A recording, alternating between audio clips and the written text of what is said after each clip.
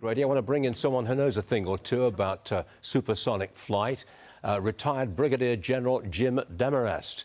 Sir, what is the significance of breaking the sound barrier? Well, Stuart, good morning, and thank you for having me. You know, over 75 years ago, Air Force test pilot Chuck Yeager in the Bell X-1 broke the sound barrier for the first time. And the significance is that it's a relatively small group of men and women who have had the opportunity to travel supersonic.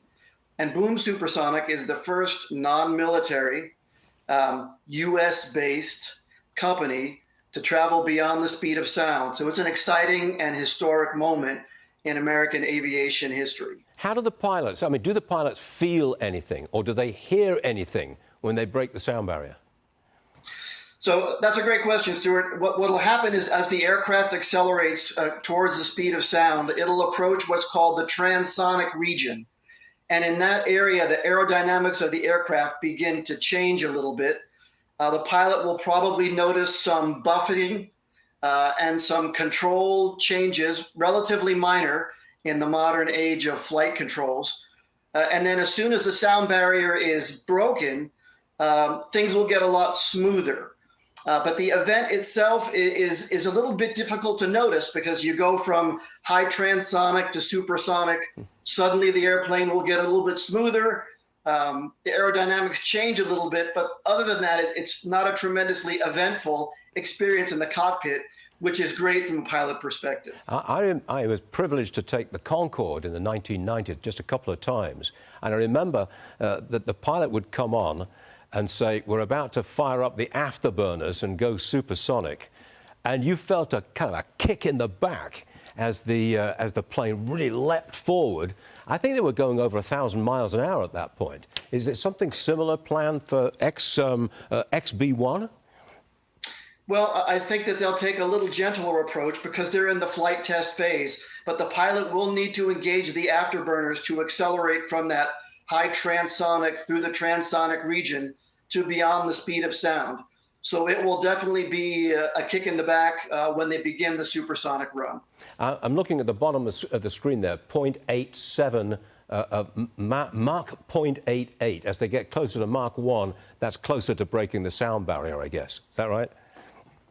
It is, and that's a very small club, Stuart. You're in that club, congratulations, but it's a relatively small club of people who've had a chance to fly supersonic. And if you think about, the speed and air travel, at Mach 1, that airplane will be traveling 10 miles a minute. Or in other words, it'll travel a mile every 6 seconds. And that's the kind of air travel that I think a lot of us would like to be a part of for some of our longer overwater journeys. Oh, yeah, I'd love to do that. But you tell me, when can we expect supersonic commercial flight from this company and that plane?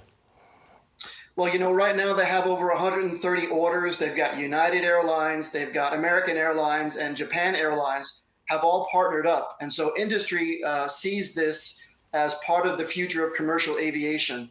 Right now, they're looking to start flying in a couple of years with, I think, the commercial transport aspect will be more closer to the end of this decade.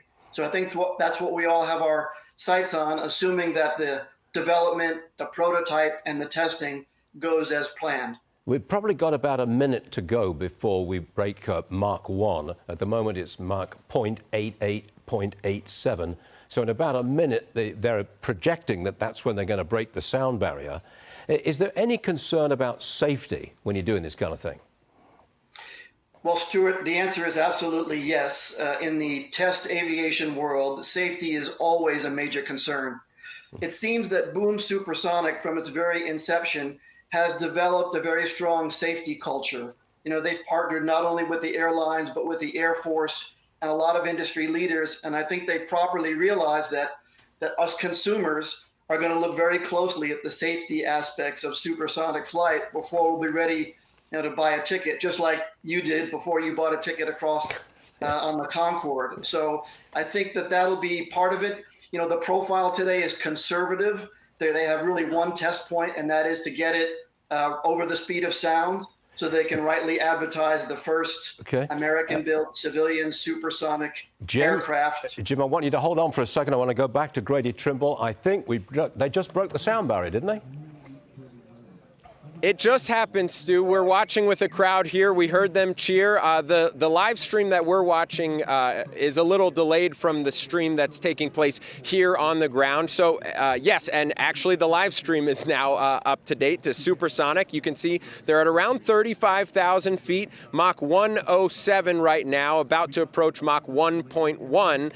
And that is, of course, supersonic, faster than the speed of sound. I'll tell you from the experience on the ground here, because this plane is so high, we did not hear that characteristic boom that you would expect to hear with supersonic flights, but that's because it's flying at 35,000 feet. But we can confirm that this plane, XB-1, the prototype plane, the precursor to commercial supersonic travel, just hit Mach 1.1. The plan is to do it again next week, Stu, and then take all of the information from that and apply it to the full-size commercial jet that they plan to build right here in the United States in North Carolina. They are well on their way to doing that. They hope to fly passengers in it in the next 5 years or so. And actually, Stu, if we have time, the CEO of Boom is right here with us. If we can bring him in. This is Blake Scholl. We talked to him earlier today.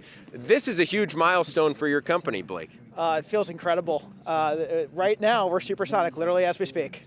And I was just explaining to our viewers that now you're going to do it again next week to prove that this wasn't a fluke. Yeah, that's right. In fact, the real objective next week is to get some iconic photos. We have something fairly special planned to make sure we really remember the moment. And I've asked you this before, but what do you say to the people who are skeptical that a private company without a government helping you out can develop a supersonic commercial jetliner? Well, it's definitely not easy, but I'm a big believer that small, driven teams that are focused on a goal that really matters can accomplish big things. People said we couldn't build a supersonic jet, but it looks like we have. Some people say we won't be able to build a supersonic airliner. Well, we'll find out.